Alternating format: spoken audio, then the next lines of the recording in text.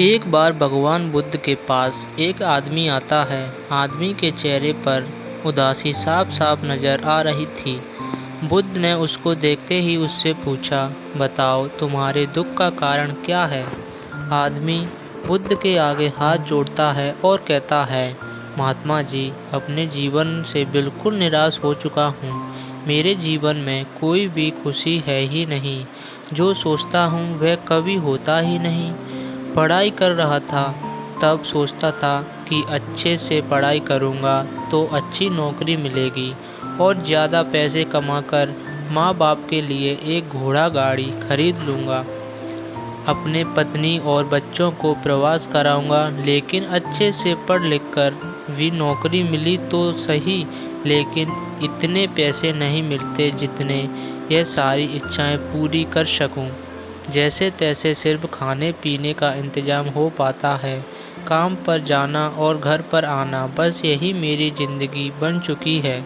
आदमी की बातें सुनकर बुद्ध उसको पास के एक बगीचे के नज़दीक लेकर गए। बुद्ध ने उससे आदमी से कहा कि मैं तुम्हारी सारी समस्याओं का हल बता दूंगा, लेकिन उसके लिए तुम्हें मेरा कहा मानना होगा। आदमी ने कहा, वह हर बात मानेगा। तथागत उसे एक पास फूलों के बगीचे के पास लेकर गए। बुद्ध ने आदमी से कहा कि तुम इस बगीचे में जाओ और तुम्हें जो सबसे सुंदर फूल नज़र आए उसे मेरे लिए तोड़कर ले आओ। बस एक बात ध्यान में रखना कि तुमको बिल्कुल सीधे चलते एक फूलों को देखना है और जो फूल सुंदर लगे उसे चुनकर लाना है। एक बार जिस फूल के आगे तुम निकल गए उसे तुम पीछे मुड़कर नहीं तोड़ सकते। आदमी बुद्ध की बात ध्यान से समझने के बाद बगीचे में गया।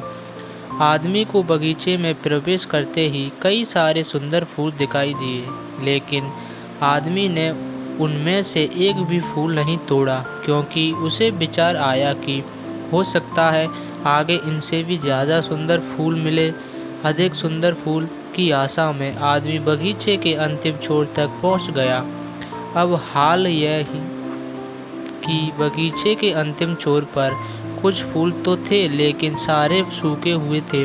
आदमी को काफ़ी पछतावा हुआ, लेकिन उसने पहले ही कोई सुंदर फूल क्यों नहीं तोड़ा। उस आदमी के पास अब सूखे हुए फूल में से फूल तोड़ने के अलावा कोई रास्ता नहीं बचा। उसने एक सूखा फूल तोड़ा और बुद्ध के पास वापस लौट। बुद्ध ने सूखे हुए फूल को देखकर उस आदमी से पूछा, बगीचे में इतने सारे सुंदर फूल में से फिर भी तुमने सूखा फूल क्यों तोड़कर लाए। आदमी ने कहा, इस विचार से कि आगे और अधिक सुंदर फूल मिलेंगे, मैंने सभी सुंदर फूलों को पीछे छोड़ दिया। इसीलिए मुझे अंत में यह सूखा हुआ फूल तोड़कर लाना पड़ा। महात्मा बुद्ध ने कहा कि यही समस्या तुम्हारी भी है। यह बगीचा तुम्हारा जीवन है और इसमें वह सभी तरह के फूल, छोटी मोटी खुशियाँ हैं। तुमने ज़्यादा बड़ी खुशी की आशा में इन सभी छोटी छोटी खुशियों को पीछे छोड़ दिया है। घोड़ा गाड़ी पाकर शायद तुम्हारे माता पिता इतने खुश ना हो जितना तुम उनके पास बैठकर उनसे बातें करोगे, उनकी सेवा करोगे तब होंगे।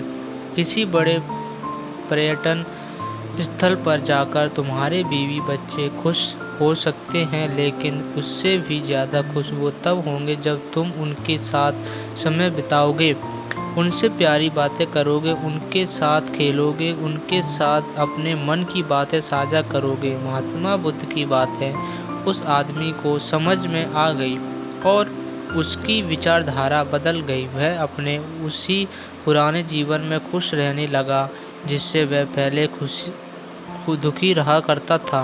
दोस्तों, यही दोस्त हम भी अपने जीवन में करते हैं। हमारे पास जो है उसका महत्व नहीं समझते और फिर कुछ और ज़्यादा पाने के लिए उसका भी आनंद या सूखा लेना भूल जाते हैं और ज़्यादा समय बिता नहीं पाते।